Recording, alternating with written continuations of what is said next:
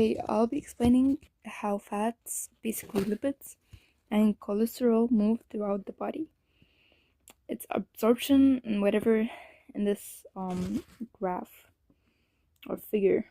Okay, it's not a graph. Okay, whatever. As we all know that we ingest fats, okay, like a burger or whatever, and then it's basically after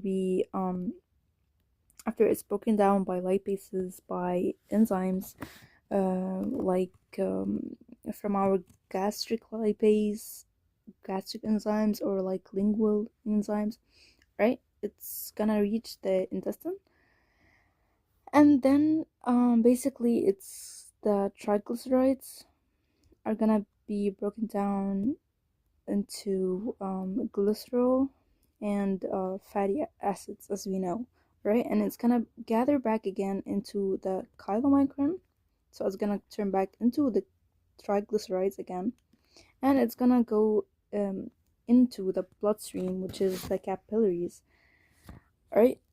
And as the chylomicron travels in the bloodstream, basically the capillaries, to drop off the triglycerides, it drops off triglycerides to muscle, right, or adipose tissue.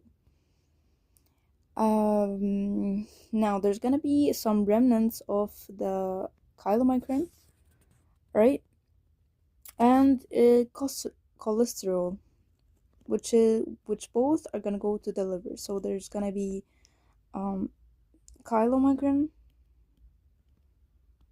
remnants and cholesterol, which both are gonna go back to the liver. Okay, now once it reaches the liver packages its own fats and cholesterol to make VLDL, which is very low density lipoproteins. And it sends them out, right? It sends them out again into the capillaries. Now, VLDL is processed in the blood. Yeah, and I forgot to tell you that VLDL is made of proteins and triglycerides, basically. Okay? And goes out from the liver to muscles and adipose tissues. And when it sends these triglycerides to the body, because the muscles need energy and the tissues need energy, it goes basically to the adipose tissue, so we can like get heat and protective layer, many like roles, right?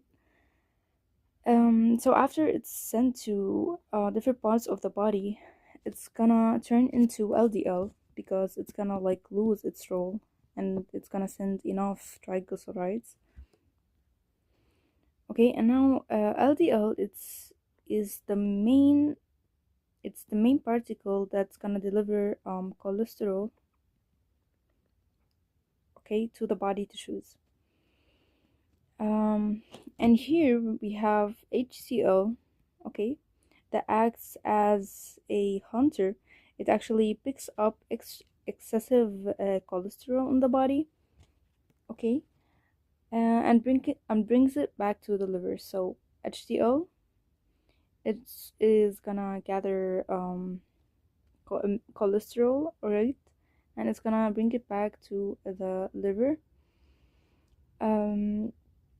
for recycling or excretion as bile salts. So what I'm gonna say here is kind of important because that's how I understood it myself. So if we okay, so if we look back onto here, as we said that HDL is gonna get excessive cholesterol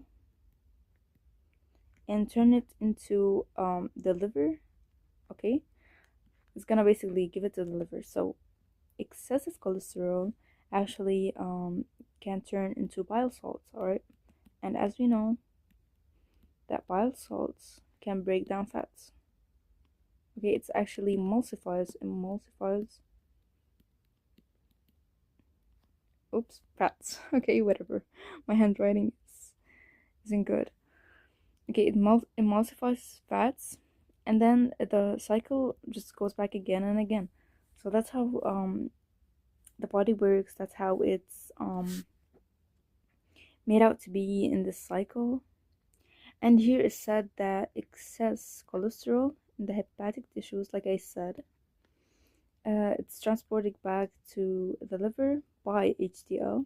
Okay, it's not as HDL. In the liver, some cholesterol is converted to bile salts, and like I said, that it's just keeps on turning into a cycle that goes back and forth. It doesn't go back and forth. No, it just goes one way. But like, like, okay, it turns around wherever. Okay, so basically what I wanted to say also, that HDL is the good cholesterol. It's the good form of cholesterol, while LDL it's the bad form of cholesterol. Now, why? Because HDL actually helps. Oops. It helps. It has a protective effect, okay, on the body. It transforms from tissue, goes from tissue to the liver, while HDL goes from the liver to tissues, okay. And LDL, sorry, is bad because it can cause heart attacks. It can cause many problems, right?